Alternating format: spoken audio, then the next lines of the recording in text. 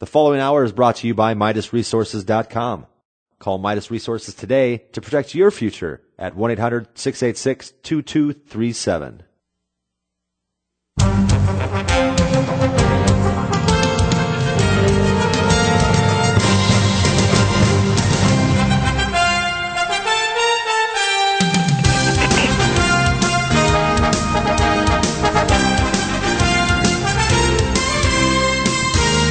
Good afternoon, ladies and gentlemen. Good afternoon. This is J.R. Moore with Dr. Bill Deagle on the Nutrimedical Report here on Friday. And Dr. Bill, we are on the air, sir. Because, again, it's your hour and Ann Morrison's hour, and, of course, all the public out there. We realize every hour of the program is topic-related, ready for questions. 800-259-5791. Please continue. Well, this is a Nutrimedical Report on Friday the 20th day of June, and we have Ann Morrison with us, and of course Dr. Deagle, and we will be talking about current events that are of interest to all of us. And I'll start with an intelligence update. The events in Iraq continue to spin wildly out of control. There was an interview today with one of the leaders of the Sunni opposition that are moving towards Baghdad.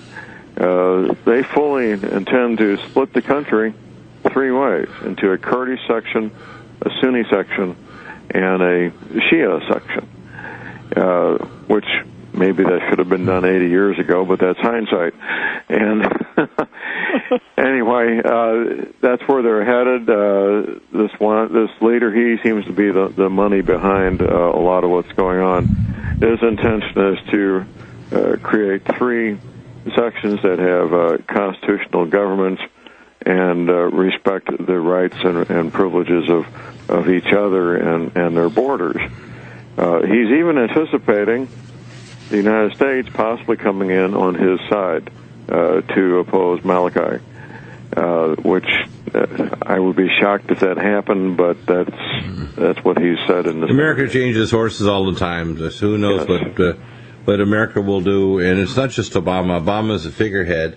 I think all he knows how to do is kick high when he gets a good golfing swing, because he golfs more than any other president in history.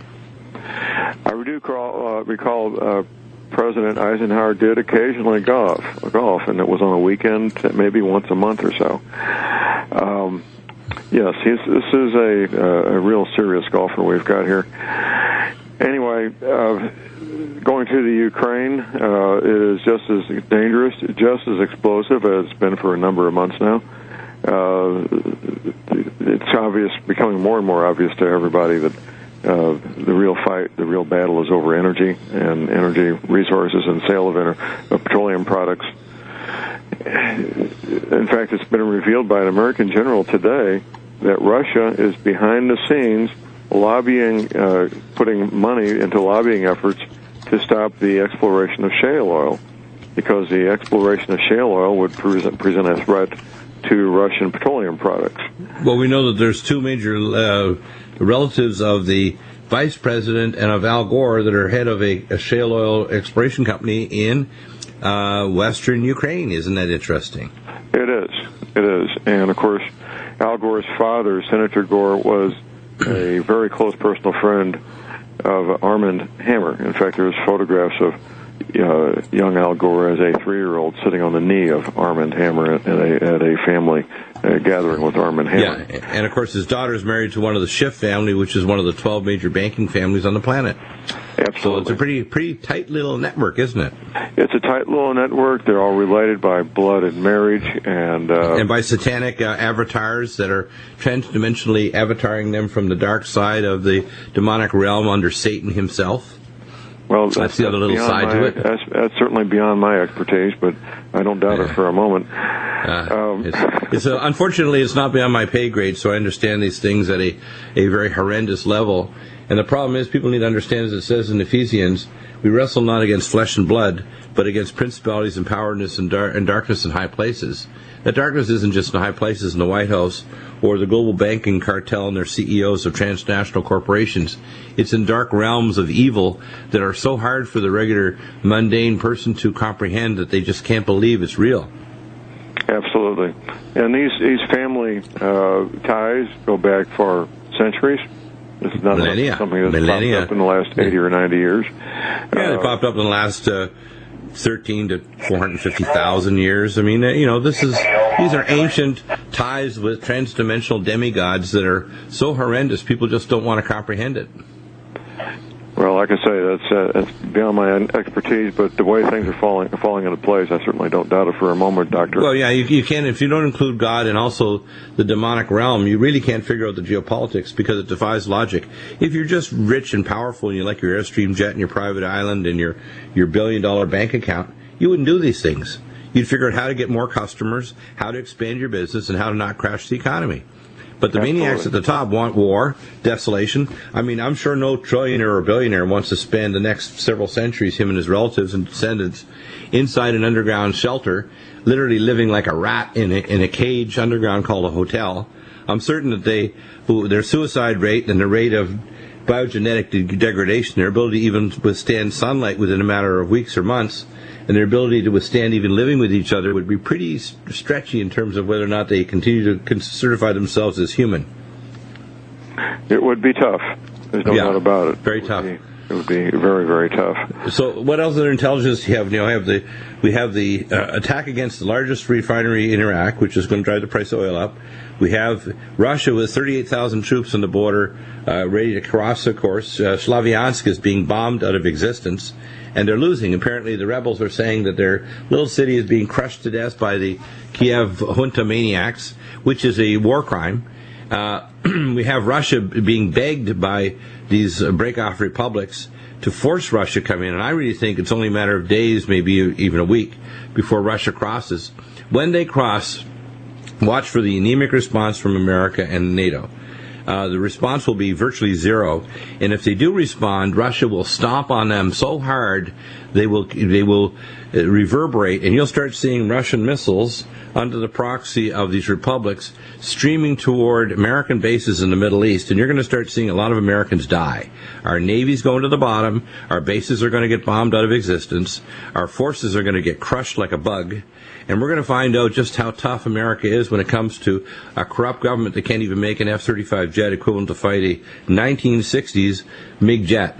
When we're going to realize that in a dogfight, and this is certified by American experts, that our Air Force is so corrupt we can't make a $2 billion jet to withstand a cheap several $1 million MiG jet, we're in trouble.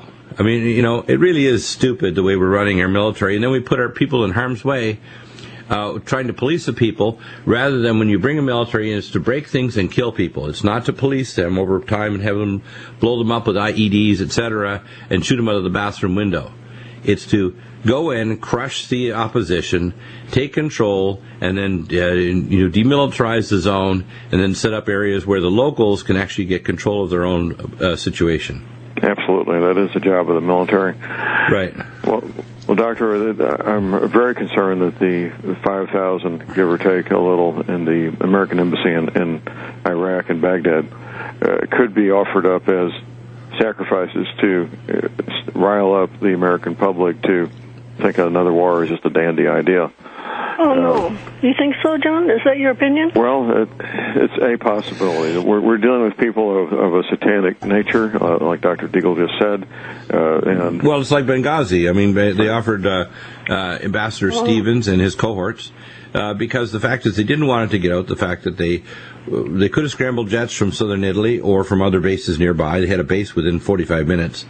And Ambassador Stevens, there were a number of contractors for other companies privately from Southern California there that died trying to protect, because they came once and they came back 10 hours later. There could have been lots of ample time to return with jets all the way from Italy that would have put a stop to these guys. But they didn't. And the reason is they were shipping out heavy artillery and armaments to people they had no business giving them to. And then they tried to get them back. I think there were 67 of the surface-to-air missile systems plus they gave to these maniacs, and then they tried to get them back, and they said, we're not giving these things back, and they decided to attack instead. And then they tried to say it was because of some video by some guy that was broadcast in America that he aggravated them, so it wasn't really terrorism, it was a response to a video. Remember that? that was so lightweight. It was the kind of thing I might expect from a junior high school student. It shows a lack of respect for the intellect of the public, which outdistances the IQ gap, I call it, 15 to 30 points for the so-called minions in government. These maniacs, these morons, need to show us more respect, and we're going to teach them a lesson soon. Communications Network, GCN.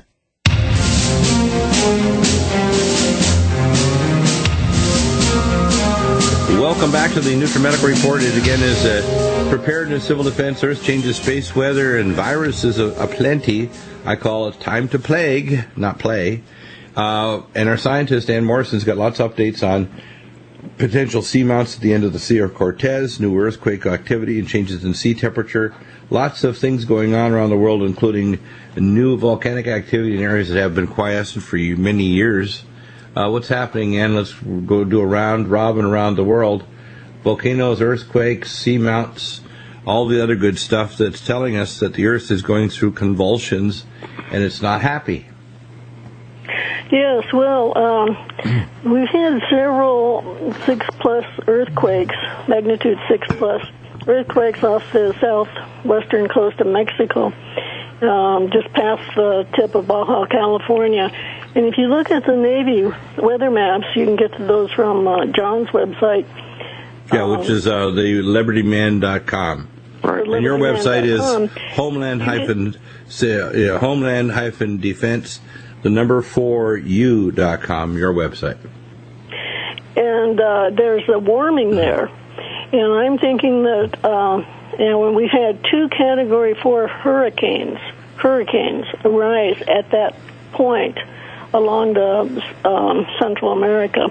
And one of them, the first one, crossed over the isthmus and came up as a hurricane in the Gulf of Mexico. And I forget the name of it. It was Amanda on the Pacific side. I forget what they called it on the Gulf side. And then the second one didn't do much. It arose from about the same place, too. And the third one has also arisen from the same point. Now, it has continued to be on the western side of the isthmus, but it's sending moisture into the air. You know, this was a Category 4 hurricane at one time. That means very strong winds, and what that does is it puts the moisture in the air. And normally, well, with the first one, what it did was it came up the Mississippi River Valley, and it gave us all that rain. By the way, while we're talking about rain coming up the Mississippi River Valley, we have a problem with wheat. The problem with wheat was that we had a dry fall and winter, and so there was a drought. And what happens in the drought is that moles create spores because they need water in order to live. And when they think they're not going to get water, they create spores. And then they got, in the spring, they got a lot of water in the winter wheat crop.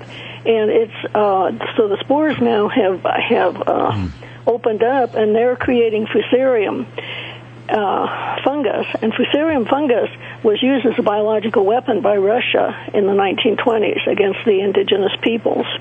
All they had to do was make the bread out of the wheat, and the people died after they ate the bread. Yeah. So we know it's a biological warfare, and we had a lot of sick people. This happened before, about 3 or 4 years ago, where we had fusarium in the wheat. By the way, just as a little side note, 75% of the budget for the past 35-plus years of the U.S. Military and DARPA for biological weapons isn't new viruses or bacteria. It's mycotoxins from fungi. Really? Battlefield mycotoxins, yeah. Well, they're very, yeah. They're short-acting. They're very effective. They're short-acting. If you make everybody in the other army barf their guts up or drop down with electrolyte problems, so they're having massive explosive diarrhea, you pretty well can't shoot anything or do anything or throw a grenade or engage in battle. It's more effective than almost anything. In fact, for every sick person, you actually disable also a lot of other people trying to take care of the person who's barfing their guts up and needs a central IV, or they're going to get electrolyte problems and die of heat stroke or some other problem from electrolyte problems like cardiac arrest. So, and then they of course, they plan on deploying these in civilian areas if they use these SWORD operational robots and drones. So SWORD is, of course, a ground-based robot, and a drone is an air-based. But Our government has been playing with these things in a laboratory called Iraq, which is one of the primary reasons why they had to start an Iraqi war with false pretenses, because they wanted a laboratory to test all these fancy new whiz-bang weapons against that would eventually be used against the American public. Well, there's fusarium in the wheat, and the winter wheat crop is a very serious problem, and they need to address it. Wow. You don't want to use it in the bread. So what we have is we don't have proper mechanisms to make certain that the fusarium toxins are not present, like mycotoxins. We have meat prices going through the ceiling because now in Texas and other places the drought's so severe. We have prices of chicken and fish. Any fish, by the way, from the Pacific Ocean, do not eat it. If you can't certify it's from the Atlantic Ocean, then do not eat the fish, especially shellfish. And, of course, I tell people, get your Inspector Plus, and if it goes click, click, click when you bring it near it, it's going to be either a beta or gamma emitter. Don't eat the fish if it clicks. Yeah, that's good advice. They're still trying to figure out who's going to measure the radiation that's in the shellfish, and I went to Job's Labs, and I can't get a laboratory, including my alma mater, any labs, not only in North America, Europe, or even Japan, to do testing. They won't take my money. And I'm going to continue to browbeat them until I get somebody that's willing to take tests for food, water, and other sampling. And I think I'll eventually break through. But, if you can check out different labs, I'll even send the specimens to you, people out there, and you can test them. But we need to start testing things because they want to shut things down. They Google my name. Oh, my gosh, it's Deagle. He has a national radio show. They might believe what he says. We better not do this. And that's what's happening. And people say, they're not shutting it down. I said, look, they have two options. They can kill you, or they can destroy your reputation. Believe me, if you Google my name, you're going to think, why does anybody listen to this guy? Because he's completely nuts. That's not true.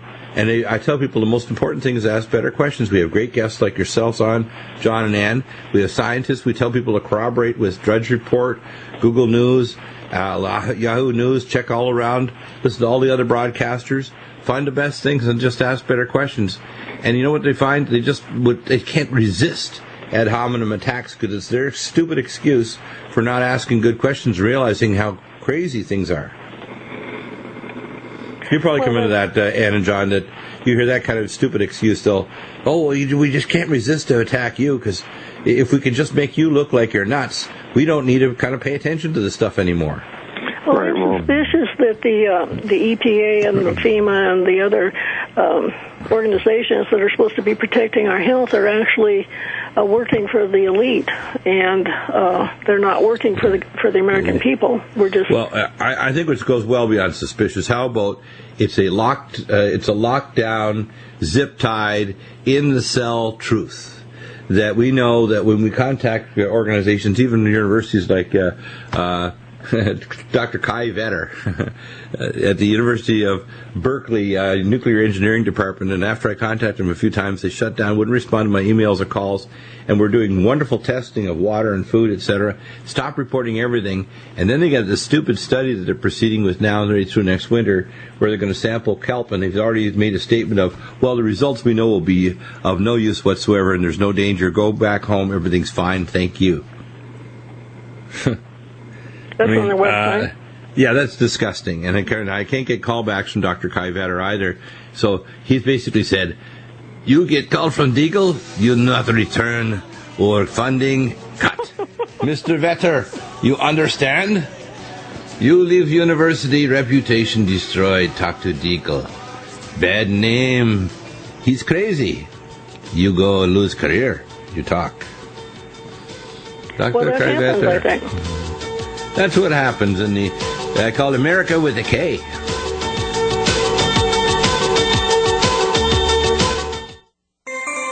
This alert just came in. This special announcement is for business owners and leaders of organizations who've been waiting for the right Independent Talk Radio Network. We are GCN.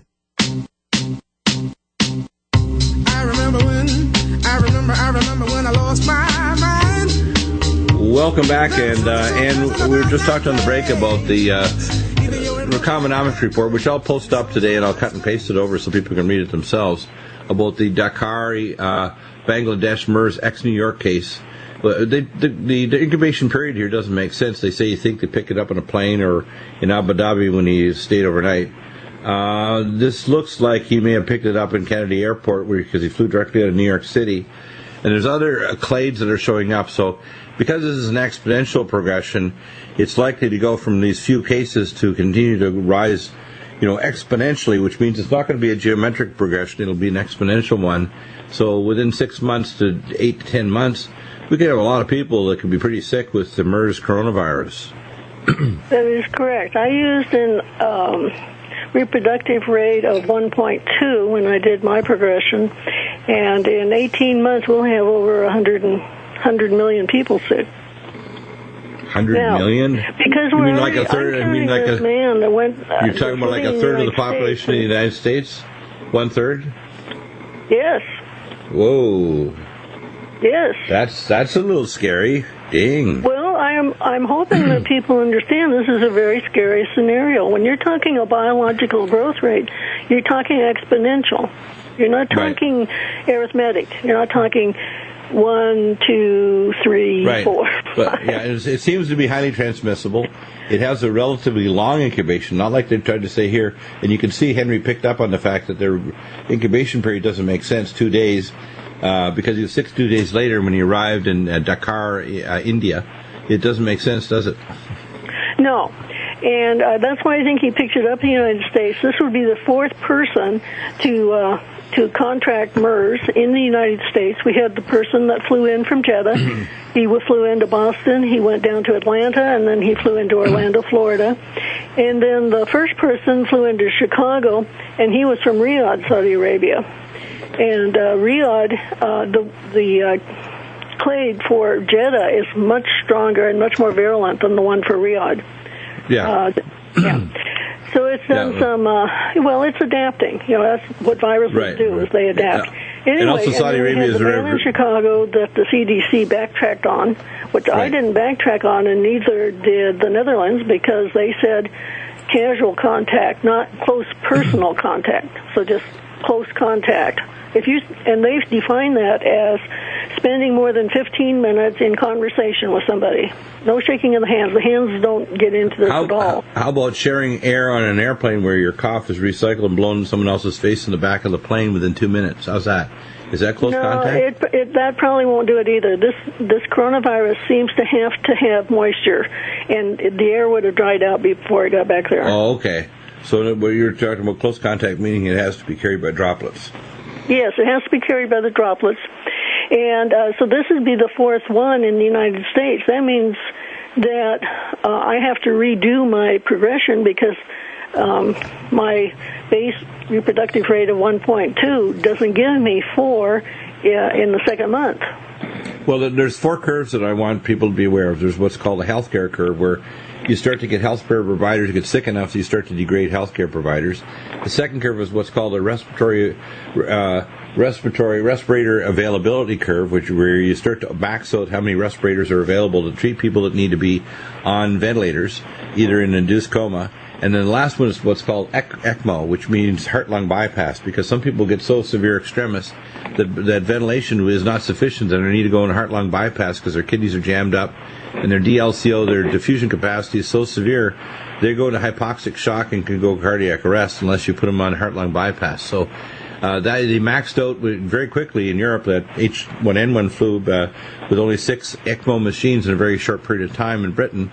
If we have any disease, and this is one of them that can put people into respirator or ECMO, we're going to max out on these ventilators and ECMO machines. And because it tends to affect healthcare providers, even if they're trying reverse protection, we're going to get a degradation of healthcare providers. Some will actually run because they don't want to be exposed. Some of them will not be sufficiently protected. And you're going to start seeing a lot of people just drop out. And so the number of providers available to treat these sick people, especially as the population increases, is going to be degraded. So the consequences could be pretty grisly once you start maxing out the availability of people and machines to make these people stay alive. I'm going to add a fourth one to your list, and that is there's going to be a big need for organs to transplant. because you have renal failure and you also have heart-lung failure. So some of these people are going to end up requiring either ventilator-dependent or they're going to need lung transplants. Now, of course, we do need Richard Seed, who's now growing recombinant genes and pig lungs that'll be recombinantly genetically near identical to the human. And that company came out of Seed Corporation out of Chicago. He's a physicist.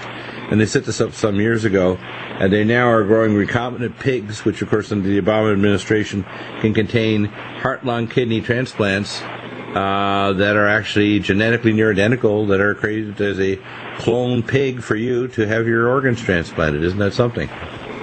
That's great, but we're talking a million. Well, not a million. They can't do that. They're going to max 30,000. Right. They're going to max out the capacity of even systems like that very quickly. Yes. Yeah. So, as I say, they'll be getting the appointment book to meet Jesus.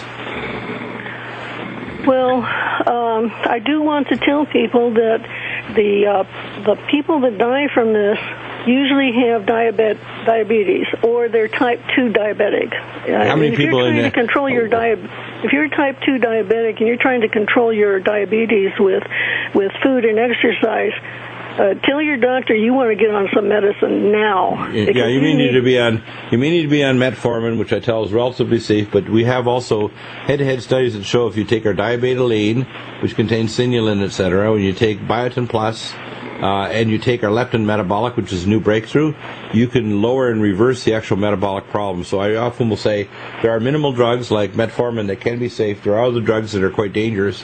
We know some of them actually have black box warnings now that can cause kidney failure or liver failure. Some of them are pretty nasty.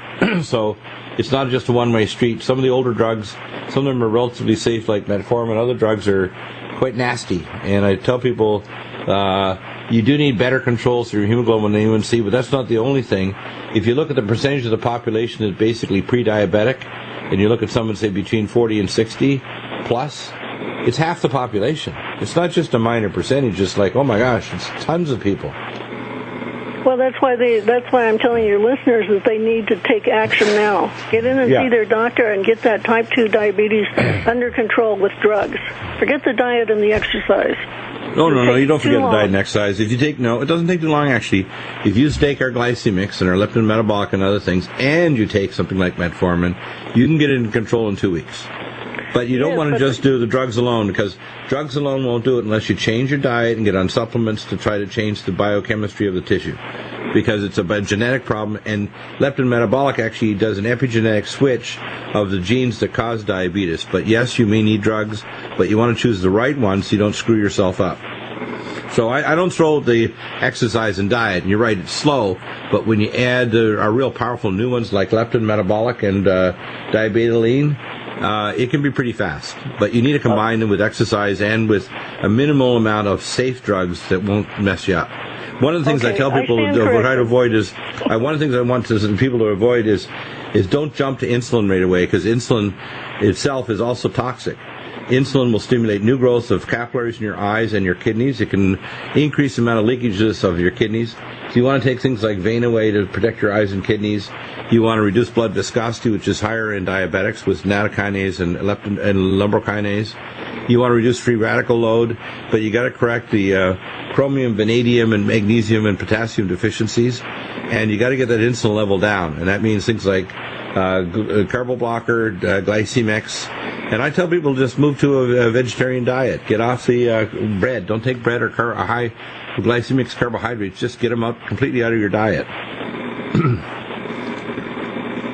Get the high glycemic carbos out of the diet, and get salads, no fish or chicken, no meat whatsoever.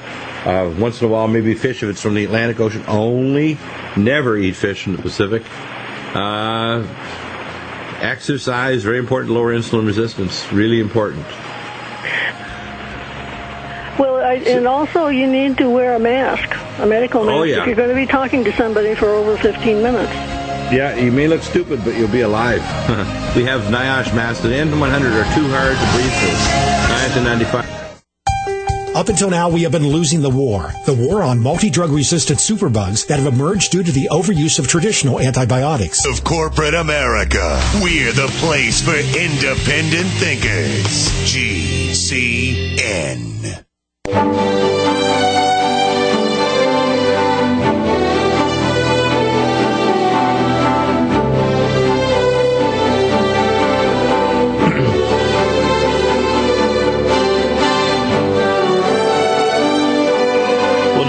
have any words of wisdom, humor? I mean, a little humor right now might be good. I really think there's a prophecy that says that Saudi Arabia or Islam is going to be fried by Islam or Western Iran. I think that it would be natural for Maliki to call up the Iranians and say he's Shiite, call up the mullah and say, hey, Mr. Mullah, you need to help us here. We're getting fried, and the Americans aren't really putting out a response that's going to save our butts. Of course, logic is always defied in the Middle East. And, of course, if the Saudi Arabians get their way with a tiny minority of Sunni trying to wrest power, it's going to cause more backlash from the vast majority of Shiites who the Sunni have sworn to actually destroy the holy sites in eastern Iraq, which all of the peoples, not just Iranians, but the people of the 5 Stan republics north of Iran, Tajikistan, Azerbaijan, etc., they've all said, that they're going to, that they will do anything they can, and most people aren't aware of this, but the Russians, half of the Russian army are Shiite Muslim. Right. Well, Doctor, I don't have any jokes off the top of my head, but it is humor in a combat situation is not optional. It is very important. Humor helps to break up the tension. It helps bring some levity to the situation and keep people sane in combat. I'll use a little, I call it voice play here. The conversation between Mr. Putin and Khomeini, the current Ayatollah. Mr. Khomeini, this is Putin saying this. We know you have problem with the current situation with ISIS and the Sunni, which are supported by Saudi Arabia, our enemy, which have insulted me personally and Russia. We don't want to get involved directly at this point in time, but we can slide under just like camel's nose, a little bit of nuclear weapons and anti-missile systems. We'll send you good stuff. We make good stuff in Russia. And you can take care of business. And make sure you target Saudi Arabia's main targets, their Riyadh, Saudi Arabia, their main missile bases. Well, we give you good stuff. Satellite-based targeting systems. Make sure that they learn lesson from Mother Russia, that we will not take this kind of insult and insult our allies Iran and Syria. Thank you. Have a good day. That's what I'm just saying this as a kind of a sample conversation, but I can tell you, Russia is doing the same thing with hands off. I mean, even as we see Slaviansk being crushed like a bug, I can't see Russia standing off much longer. I see Russia is going to rush in at the most inopportune moment and crush Kiev and these maniacs. And they're going to be sorry. They blew up and we don't know who blew it up exactly, whether it was the bankers or the proxies, but we knew that this is coming, that they're going to blow up the pipelines there, the Gazprom pipelines. We knew that they'd be attacking the distribution of gas after they were cut off because they wouldn't make a deal with Russia. And what they're trying to do is actually get gas and then resell it to the Europeans at a cut rate, which is below the rate that the Russians were selling to the Europeans. They're trying to make a special deal to make a break for the Ukrainians. Russia's been bending over backwards to prevent a conflict, and these maniacs saying, well, we got Europe. No, you don't have Europe. Europe can't even mount a defense or an attack because they can't afford it, and it's basically America that's bankrupt by a very weak leader, Mr. Abominator, who couldn't lead an army of green men over a hill in his backyard, let alone an army. So we're in big trouble. Your comments, Ann and John. Well, we are in big trouble, Doctor, and Russia is populated by chess players. And at the very top level of the Russian government and Russian military, you have veteran chess players who've all read General Sun Tzu's book, The Art of War. So they will be very serious about what they do, and they will pick the opportune time to strike to get the maximum effect and gain what they want to gain with the least amount of harm to themselves. Exactly. Now, for last week, Russia came within 50 miles of the California, Oregon, and Washington coast with their long-range bombers. And then turned back, of course.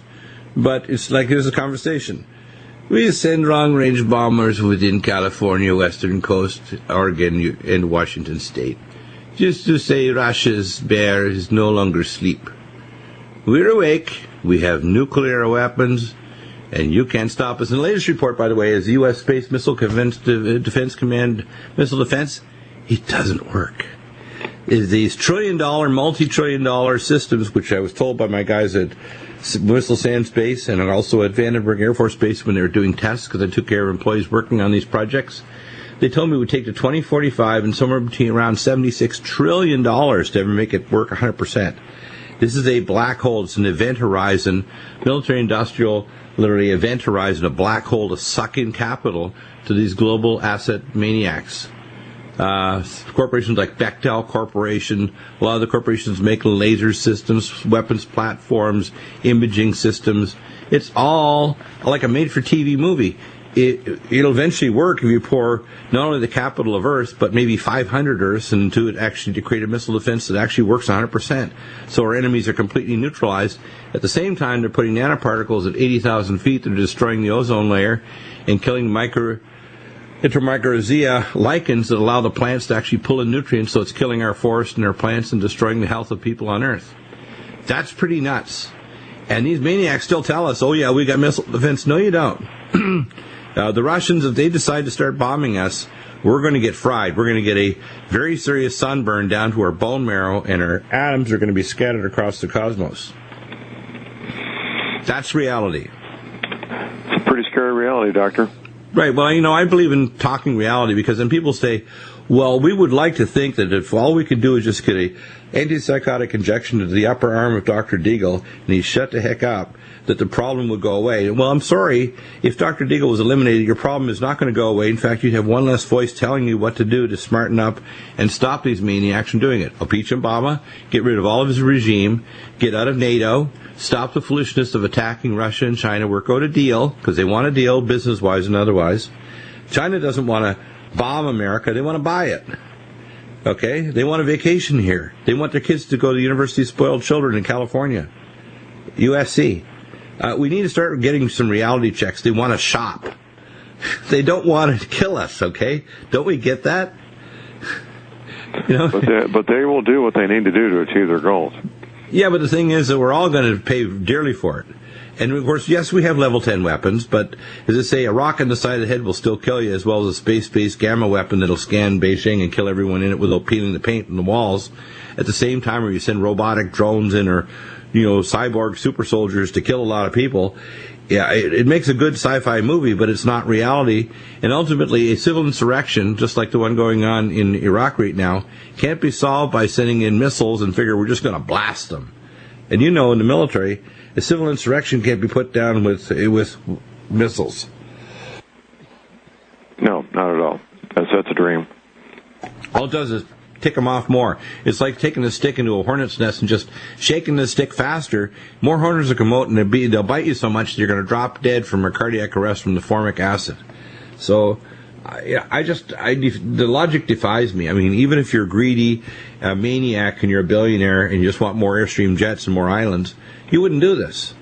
And I have rich and powerful people that listen to the program and say, hey, Deagle, that's great. Well, you're telling the truth, man. Keep telling it. Because very few people do. And it's the same thing as people talk about martial law. Martial law cannot happen. Get this message out there. All you people that think martial law can happen, they'll start it off. They'll put some black ski mask guys down at your bank. They'll try to block the freeways. You start shooting at the American public, we'll clean out the rat nest of foreign troops and black ski mask guys so quick they wouldn't know it hit them. And they'll join us if they have any sense. Because the military, the police, the firefighters, the veterans, etc. will join us as civilian militia, and the rest will be gangs. And then the gangs will come up against us, and we'll clean them out too. So, druggies trying to fight civilians that are not out of their mind, especially somebody in their, say, 40s to 60s, is kind of stupid. Especially when we know that if we don't fight, we die. So, the idea that the government is going to set up martial law, forget it. Forget it, government. Don't even think about it. What you should be doing is trying to set up civil defense through the sheriff so we can actually have a place to actually sequester against disasters from stupid things like meteor strikes or coronal mass ejections or other things. But instead, FEMA wants to sequester civilian resources when they don't help us at all. All they want to do is kind of, like they did in the parishes at the Hurricane Katrina, they actually screwed things up and prevented people from getting food and water on barges and cut communication lines. I work with these guys in the government, and I couldn't tell in a day whether they were just stupid, lazy, or evil. It was real hard. I agree, Doctor. This is Liberty Man signing off. Thank you, John. Thank you, Ann. And get out there, ask better questions, find out for yourself, take action. Support Nutrimedical. Get all your wellness needs here at Nutrimedical.com. Henry Ford once said, a man who stops advertising to save money is like a man who stops a clock to save time. Alex Castle here, the National Account Executive at GCN. I have the ability to customize a national